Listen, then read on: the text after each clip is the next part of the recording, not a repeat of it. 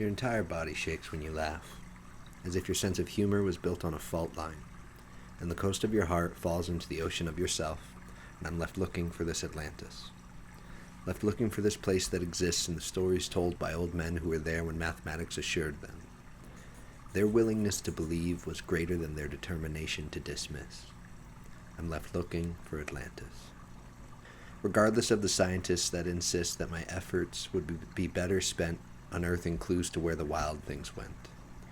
Try as it might, faith can't put a dent in fact, so we must settle for watching science reenact the world, as if the universe was curled around this globe, and if we consider that the universe is never-ending, then we're not even a microbe.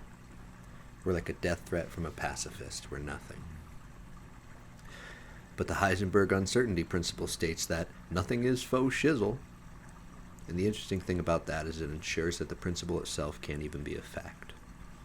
But we still act as though this time we can see the forest through the trees. Regardless of the softwood lumber levees, we fall in line like reforested pine. It's all straight rows where everything grows a little less wild, a little more humdrum ho-hum. We come from a mentality that rarely sees the horror in symmetry, or the beauty in nonconformity. We insist that for us, everything must be clear-cut.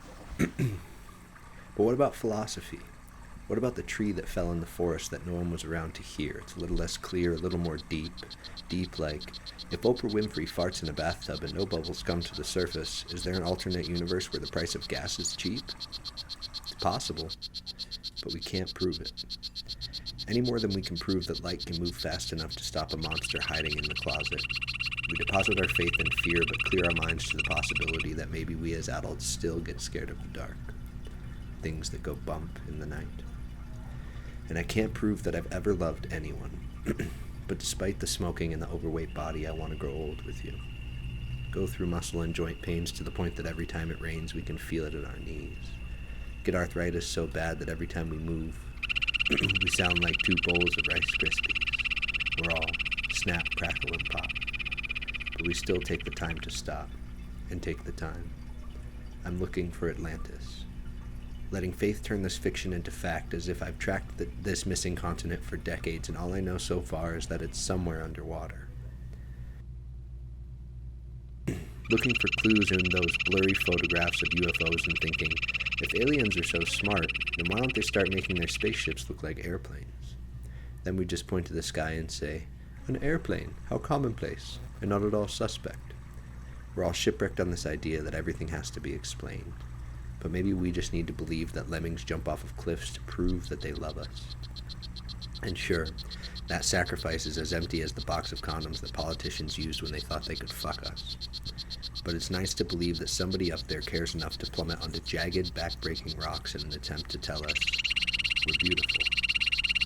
Tell us that as far as life goes, our fingerprints are like snowflakes. We leave them on everything, but they melt in the time it takes to touch someone's tongue. But if we're lucky, maybe we're remembered along with the sunken cities of a lost continent. This is for each child who is a monument to the ones who came before. Maybe the best we can hope for is that those we leave behind find comfort in knowing that they were born out of love and not science. The biology explains the how, the love explains the why. So in the event of our deaths, we hereby bequeath all of these words to you. And they are only meant to say that uncertainty is something everyone goes through. And there is not much in the way of proof, but believe me, we loved you. We held our breaths for your first step, your first word. We laughed when it finally occurred to you. Lemons are sour. This is for every time love becomes the finest minute in the darkest hour. This is for those who scour the streets wondering where the wild things went. For the believers who lent us their madness. This is for everyone we miss.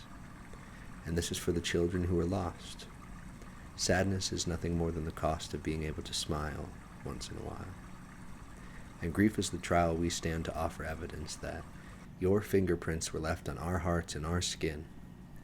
And in terms of proof, love can be demonstrated in giving.